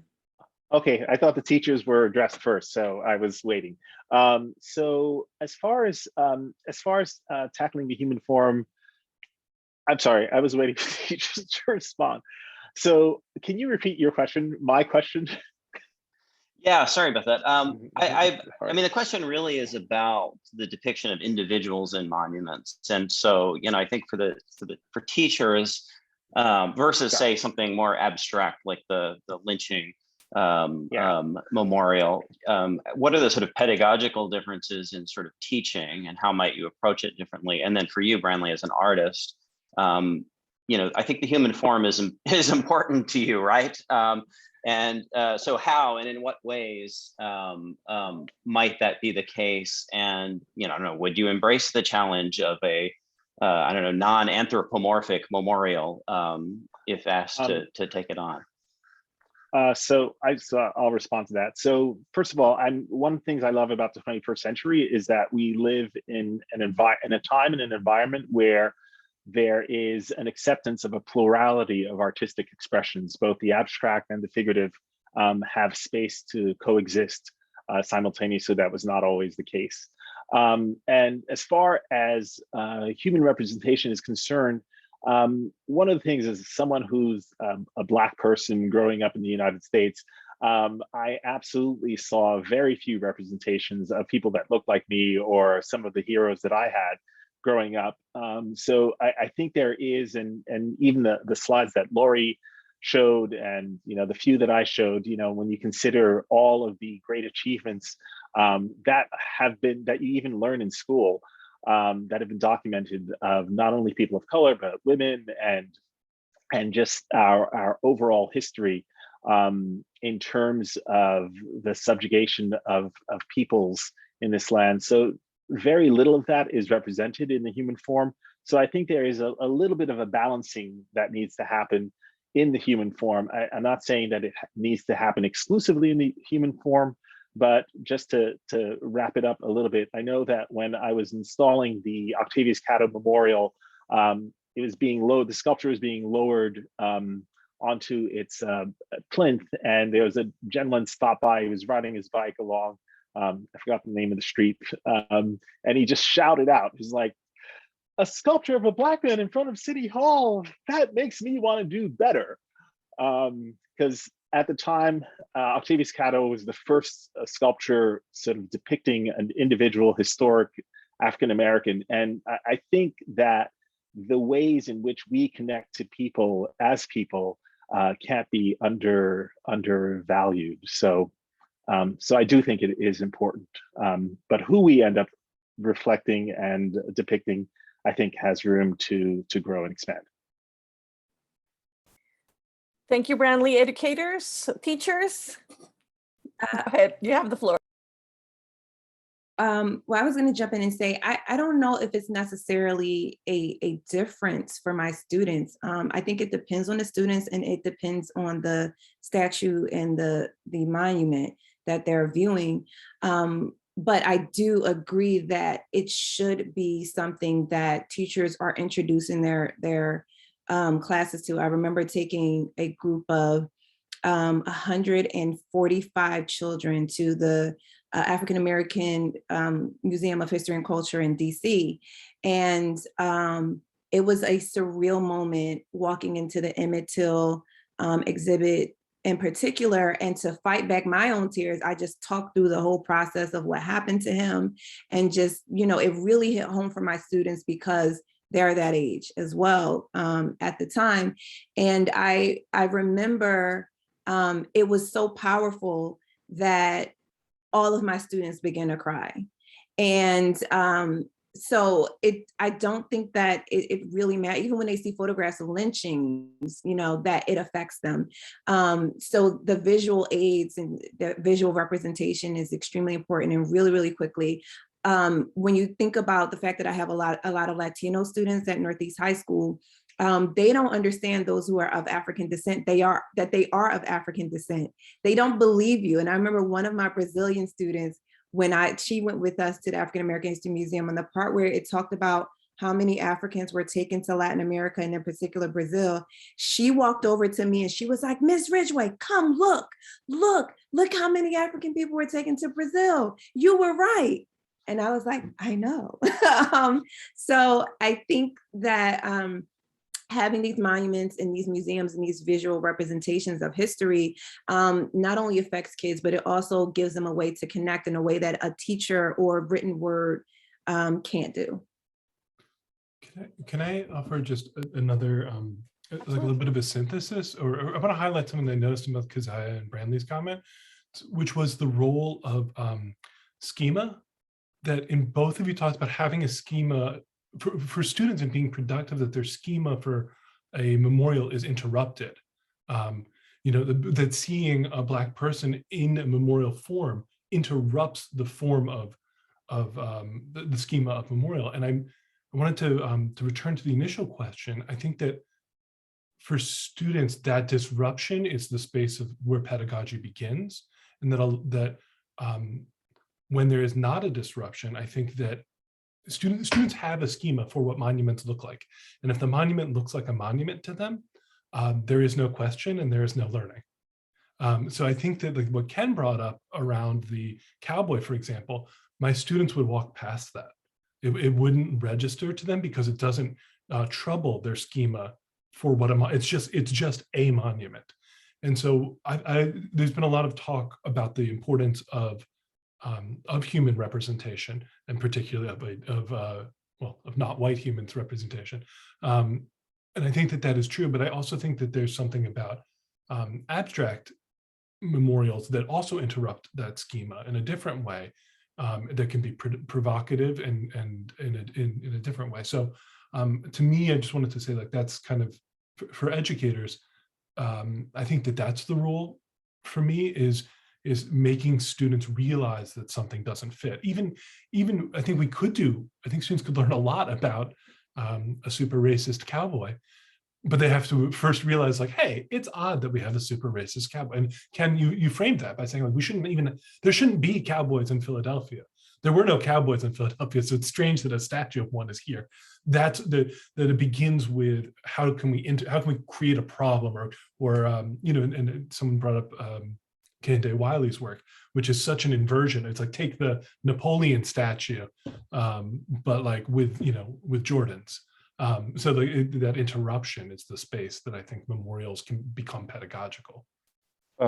Brandley, this so reminds me of things you said about envisioning the Cattle sculpture as interrupting the status quo for people walking the streets of Philadelphia. And I have spent plenty of time watching people react to the sculpture, and you achieved that. It's so cool. It's and much was made, and rightly so, that it was the first statue in Philadelphia's history, a city with, I'm belaboring the obvious, with a complicated, vibrant community of color going back to the 1700s. And yet that was the first statue of a named person of color in all of that history. And, in terms of teaching this, maybe we say to students, let's also examine that. How did that not happen for those first several hundreds of years? Why did it take this massive civic push in the 21st century to get just the first one built? Thank you, Dan. We have one more question, but I do have to say in this conversation that it is astounding to me that this was that your statue, Brandley, was the first one, as Dan was mentioning, because coming from a country, I'm originally from Mexico, that invisibilizes Black Mexicans, and in many ways also Native Mexicans. When I went to Veracruz, I see there's this beautiful statue of Yanga that has been there for decades, and so Yanga was one of the founders of Yanga, the city, but he was also brought to Mexico enslaved in the colonial period, and he rebelled. He created his own community to the point where when the local Mexicans and Spanish authorities needed help, they actually created a treaty with them so that he can come and help with his town would come and help. And so we have this history of Black roots in Mexico and Blackness, and it is not talked about, but yet it's visible. We have statues, we have murals. Orozco made a lot of murals, not only in Veracruz, but in Mexico City. And so there is this memorializing that had been created for decades in Mexico, and yet we still don't know the history. But then coming from that context to learning about Philadelphia, who's had like a rich Black history, and yet that Cato statue was the first one of a Black person to be installed. It just blows my mind. So I just had to say that before we go to Oscar's questions. So this is just a phenomenal conversation we're having. So Oscar, do you want to take it away? Sure. Hi, I'm Oscar again. I just wanted to ask if anybody on the panel, and this is sort of stemming from what Inga said about, Lenin's statue being, I think it was Lenin's statue being removed, all of them being removed, and then all of a sudden they're repeating the same thing over and over again. And I recently was talking to someone who does tours for the LGBTQ community and was saying that they did not like Rizzo, but they missed the statue because it was like a visual thing that they could take people to, and people who, like to see something, no longer are seeing it there. And so I was sort of curious if people on the panel, or if anybody on the panel has heard of, these controversial statues remaining in a public, not in a museum, not inside a closed museum, but being in a public space and being interpreted for what they really are, and saying, there was a time where a whole community wanted to erect this, and that, that's a little different than seeing it inside a museum. Anyway, I just wanted to see if there was any comments on that. I can chime in that I happen to be on the board of the Association for Public Art, which is responsible for about not quite 100 years ago, the Samuel Memorial along Kelly Drive between Boathouse Row and Girard Avenue Bridge. And there are depictions there of people of color that need contextualization, and that's one of the challenges they have. They're not planning on removing these figures, one of which is a indigenous person in a sort of subservient position adjacent to a Caucasian couple settling the Americas. They're all allegorical figures. Another is an enslaved person in chains. And and the original label was slave. That's it. No further discussion. So it's a challenge for these organizations to reframe literally the experience of being on site and of course online. I was also going to add it, and Lightning J brought this up in the chat, that in Hungary there's a park where they collected a lot of these monuments that they had removed and brought them all together into sort of I don't know, a garden of oppression and contextualized them. And that is something, that we could think about in America as well. Well, we're about out of time, but if we can wrap it up. Keziah, you have a question, so you can go ahead and ask it. Really a question. I just wanted to say two things. The first is that in the place of that statue, there are amazing murals that were done by Mural Arts Philly of Black women. Very humbly, I am included among the women on that wall where the Rizzo statue was, as well as women of the MOVE bombing.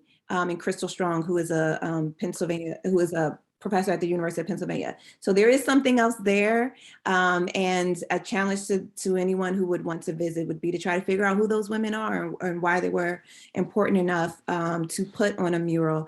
And then the second thing that I really want to highlight, the work that Black people have been doing in organizing and trying to bring recognition to monuments and statues for Black people. That cannot be underscored enough. In particular, thinking about the President's House right next to the Liberty Bell, where Michael Cord and his organization were very instrumental in bringing up the history of the Black women that were enslaved in the house by Philadelphia presidents of the United States. So I just want to highlight Black people have been doing a lot of work around that.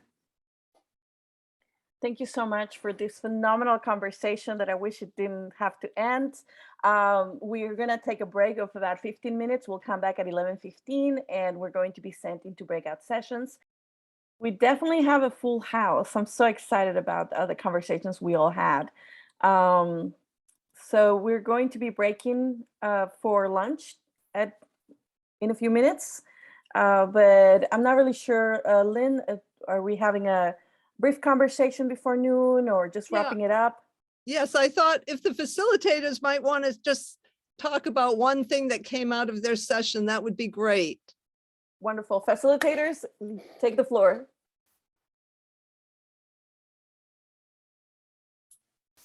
This is Andy Weinman.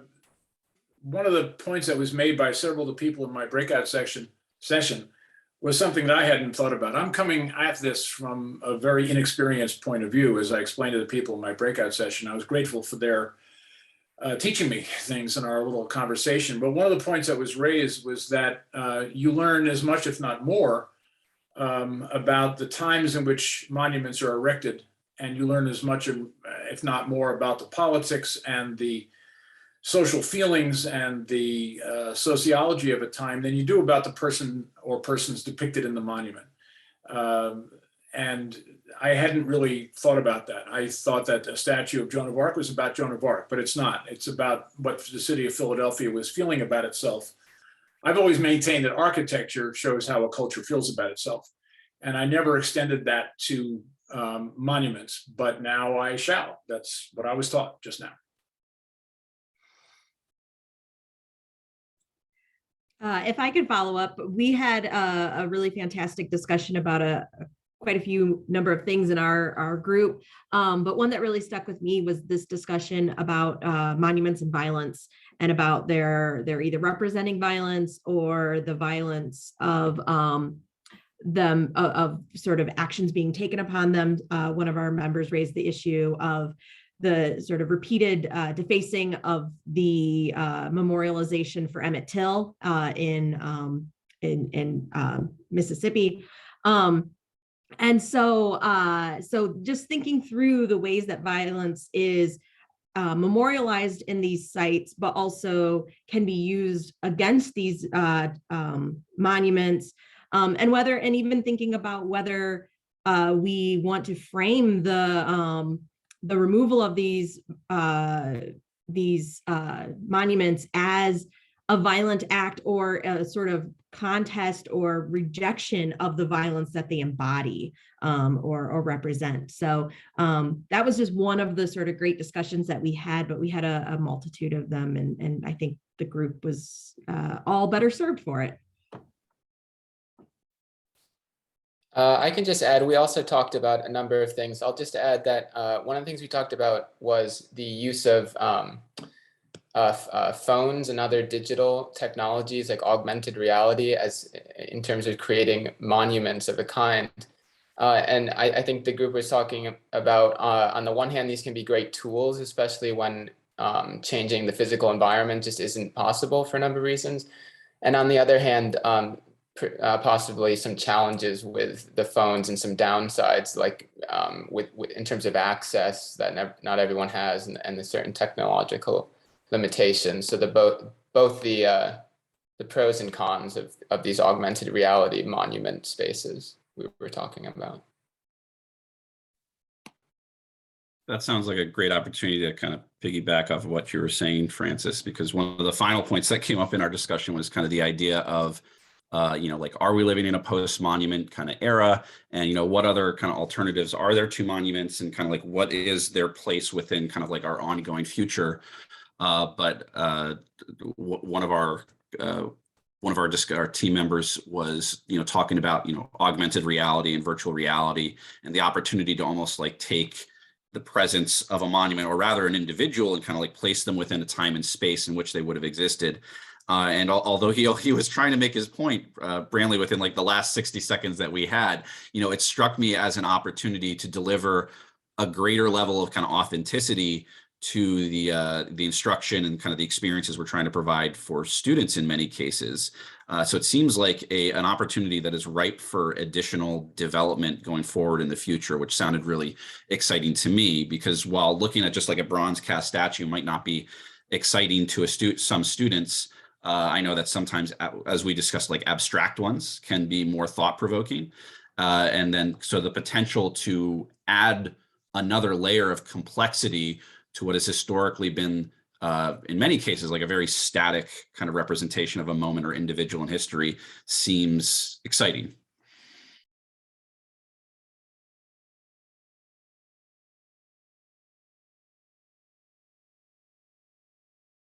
Anyone else wants to chip in? I just had a fast housekeeping question, if I may. Is the Zoom link for this afternoon session the same as this one? Or is there a second Zoom link? It's the same one. You can stay on if you want. Okay, thank you.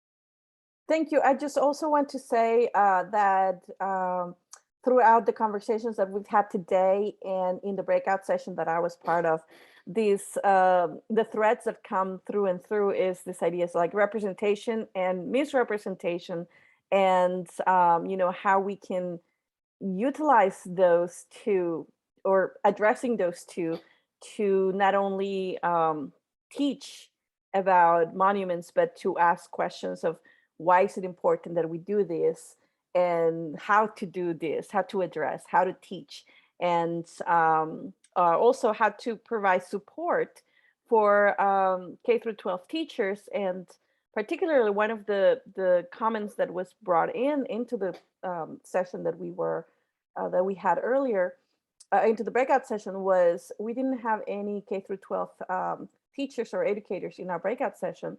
And I think that also brought back the question of representation and the importance of not only having representation within the monuments and memorialization, but within the people that we are having conversations with, to make sure that we're inclusive and, bringing in more, and how to do that, how to bring in more educators into these conversations, and offering that access for them to be part of these conversations.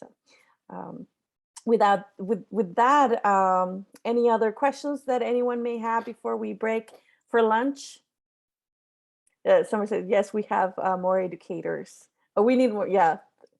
One thing that Emma suggested on the chat is to please go and download the Penn and Slavery Project. There is an app for it, so please go ahead and check it out and download it. And yeah, let's see. We have one question from John Pollock for Laurie and everyone, or comment. Part of Monument Lab was to solicit public ideas. Any plan to turn this into lesson plans, which lesson plans are much needed?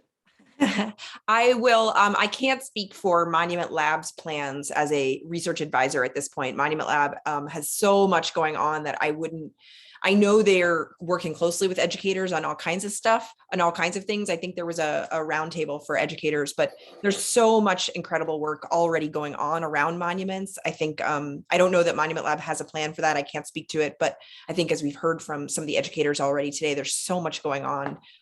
It's really exciting. Thank you, Laurie. Have we heard from all of the facilitators today? I just want to make sure that I didn't miss anybody. I was also in Francis's group. Yeah, so I didn't want to try to, retread the certain ground, but the question about technology and it's like kind of perils and opportunities there, I think is a really interesting question that I just want to like reemphasize to keep the bug in everyone's ears. Like, think about this, and maybe think about this as we listen to the conversations going forward this afternoon. And, you know, particularly how we can, you know, think about monuments in different ways and memorializing this history in different ways, which we also briefly mentioned the 1619 project, which Abby O'Henry is going to talk about more this afternoon, about maybe we can consider that as kind of like a monument in itself, right? You know, if we kind of like radically reconceptualize what a monument is, like this is more of a kind of a living, kind of growing, you know, document, but also like discursive dialogic kind of process, which we're memorializing the importance of African Americans in slavery to American history.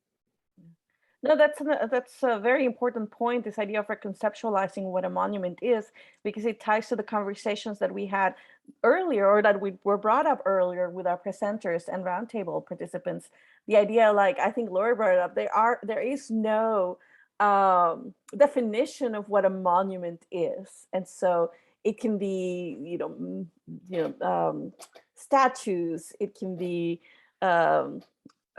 historical markers, it can be, I think we were talking about reenactments, and so, you know, it's a broad definitions, and I think it's very important to have conversations about what monuments are and how do we define them and how to, you know, recognize them. Like I mentioned earlier about the Alamo. The Alamo, as it is, it's just a historical building, but it has been considered as of late to be perhaps like the last or the first Confederate monument, and which, you know, for that space to be considered as a monument, it's just for Mexican American history too. It was like a monument for a Confederacy when it was just a building that it was built by, you know, Mexicans in Texas, and what it has come to represent. So it's just ties it all together. But any last minute thoughts? Well, with that, we will go to lunch, and I think that everybody can stay logged in, or you can leave and then come back in with the same Zoom login. We will see you back here at 1 p.m. And I really can't wait for the conversations we're going to continue having. So thank you so much. See you in an hour.